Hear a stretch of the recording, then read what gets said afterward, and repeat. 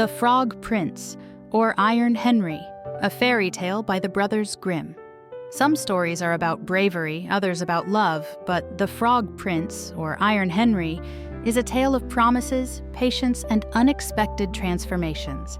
It begins with a spoiled princess, a lost golden ball, and a peculiar talking frog who demands more than she ever expected. What seems like a simple bargain soon turns into a journey of frustration, magic, and a lesson in keeping one's word. But beyond the curses and enchantments, this story reminds us that true change often comes not from grand gestures, but from the smallest, most reluctant acts of kindness. So, what happens when a promise is made, a curse is broken, and a heart of iron shatters? Let's dive into this timeless tale and find out. Let's get into the story. Once upon a time, in a grand kingdom surrounded by thick forests and rolling hills, there lived a young and somewhat spoiled princess. She had everything she could ever want: silk gowns, jeweled crowns, and a golden ball that she loved more than anything. One warm afternoon, she sat beside a deep, shimmering fountain, tossing her golden ball into the air and catching it with perfect precision. "Ah, the life of a princess," she sighed. "No worries, no responsibilities, just splash!" The golden ball slipped through her fingers and plummeted into the water. She gasped, staring at the ripples spreading across the surface. "No, my precious ball!" she wailed, flinging herself onto the grass. Before she could dive in after it, a deep croak echoed from the water. "Whoa, whoa, whoa, let's not be dramatic," said a voice. The princess sat up sharply. A plump green frog sat on a nearby lily pad, grinning at her. "You can talk?" she yelped. "And listen," and apparently witnessed the greatest overreaction of the century. The princess scowled. "This is a catastrophe. That was my favorite ball."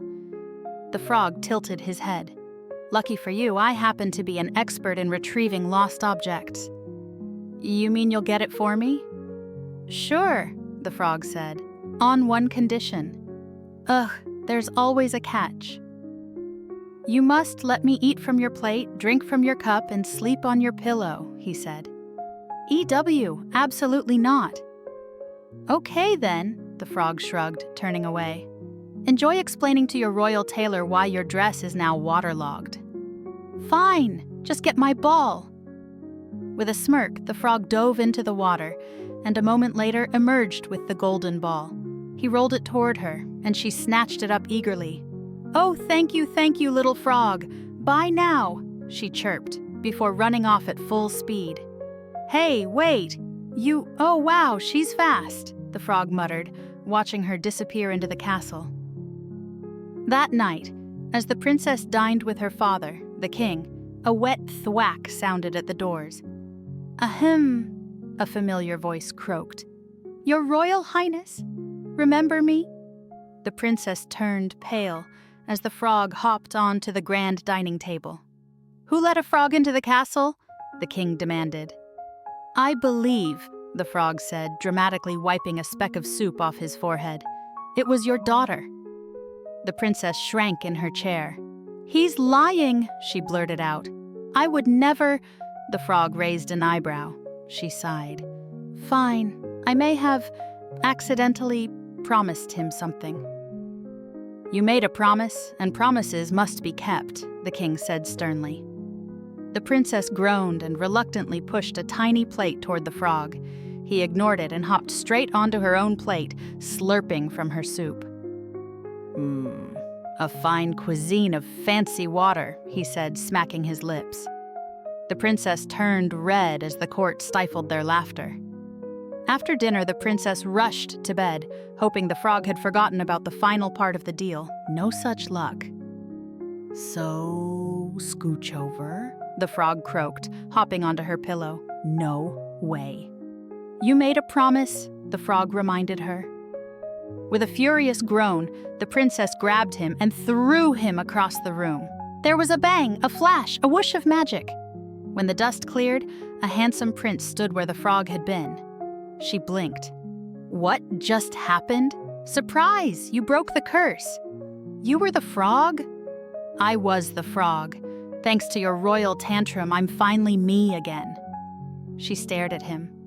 So, my temper actually fixed something for once? Apparently. Before they could process what had just happened, the castle doors slammed open.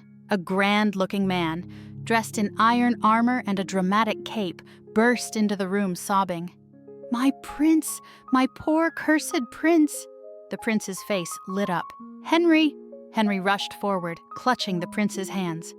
Suddenly, a loud crack echoed through the hall. The princess jumped. "What was that?" Henry sniffled.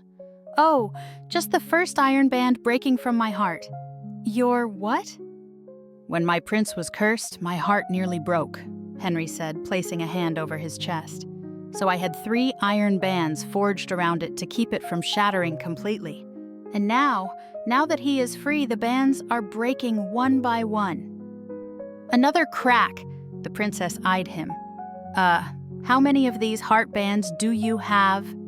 Henry wiped away a tear. 3. "Geez, man, ever heard of therapy?"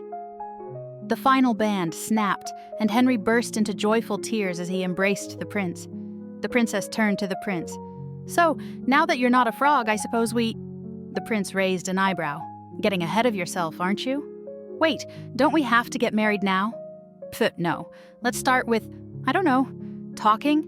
Fine, but you owe me for all this emotional turmoil. I was a frog for years. And I had to share my pillow," she countered. "We both suffered." As Henry continued sobbing with joy, the prince and princess walked off together, arguing, laughing, and, for the first time, actually talking. And so, dear listener, that is how a very spoiled princess, a very sarcastic prince, and one very emotional, Henry, found their own version of happily ever after.